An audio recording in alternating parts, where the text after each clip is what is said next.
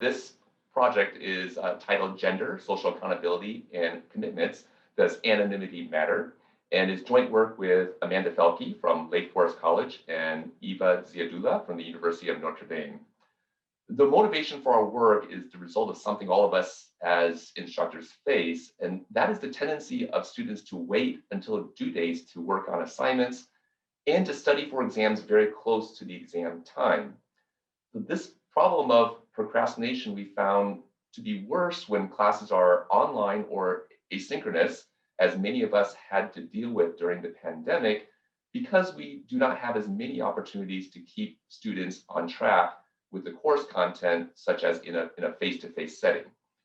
And many prior studies have shown that studying content in small chunks over a longer period is much more effective for content retention and leads to better performance and scores. So my colleagues and I wanted to find a mechanism to help students focus on a little bit of content every day and to provide an incentive for students to follow through with these commitments. So we were looking for something more than just a simple nudge. So we used a new program called Pro Habits, which allows instructors to send daily small tasks to students via text message in the morning, but in addition, includes a commitment button that students can opt into. Then, for those who choose to commit to the small task, the platform would follow up in the late afternoon to ask if the student actually completed the task. Now, this is based on the honor system, but the assumption is that if students are making the effort to respond to these text messages, they are likely to be spending the 5 to 10 minutes to actually complete the task. So this slide presents a few examples of what students see each morning. They will receive a question or a short content summary on a specific topic, and these are written by the instructor, and they encourage students to devote a few minutes to complete. And by doing this each day, it allows the students to reinforce the concepts that they are learning in class. Now, you may ask, what's the incentive for students to participate or to commit to completing the daily task? Well, this is the other important part of this platform, which is the social accountability component. Each student is placed into a team of up to 10 students, of 10 classmates, and they will see each other's actions, such as when they are completing the task, as well as how they compare with their classmates on a leaderboard that is updated each day. In other words, what this platform is doing is providing a gamification element that increases the cost of not following through with one's commitments. This follows other types of social accountability examples, such as weight loss programs or, for example, company retirement savings programs, where the gamification of the activity leads to more participation. In a previous paper that we published in the AEA Papers and Proceedings, we showed that these commitment devices with social accountability were effective in increasing student engagement and performance. However, we wanted to explore the effect of the social accountability further, given that this is the key element driving students to complete the task. So in this experiment, we randomly assigned each team of students a different type of leaderboard. Some groups saw the actual names of students on the leaderboard. Some groups did not see the names, but only the gender of the students, along with the numerical identifiers, such as female student 125. And some groups saw only the numerical identifier. Thus, our main question in this paper is whether anonymity matters in motivating students to engage in the activity. So before we present the empirical model, let's summarize the process in this simple game tree. Students must first decide whether to participate in the activity, which requires them to complete a survey, as well as agreeing to receive daily text messages over the period of the experiment. Then students must decide whether to commit to the small task that is sent to them each morning. And finally, regardless of whether they commit or not, they must choose whether to actually complete the task. So this figure summarizes the procedure where we conducted the experiment between two major exams in our principles courses.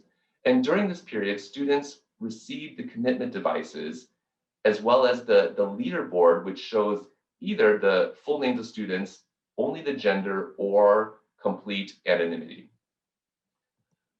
For our empirical model, we use a linear probability model, and we estimate two dependent variables, which are engagement, which is the number of times a student completes a task, and performance, measured as the student's exam score relative to the class mean.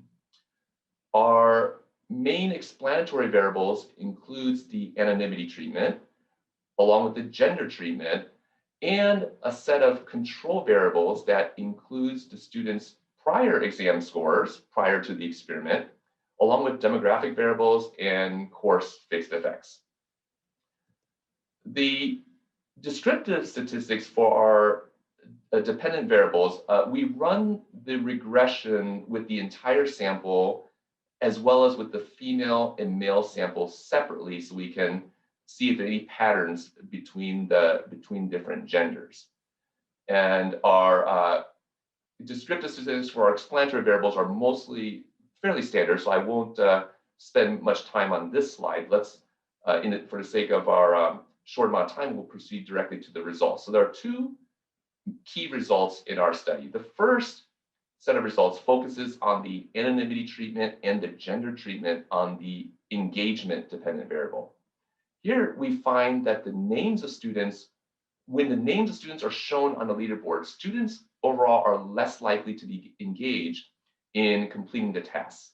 But this negative effect is greater for male students than for female students. In other words, male students are more likely to feel that the social accountability pressure of having one's name appear on the leaderboard makes it less desirable to engage with the content. But when it's only one's gender that appears on the leaderboard, this negative effect on engagement is much smaller.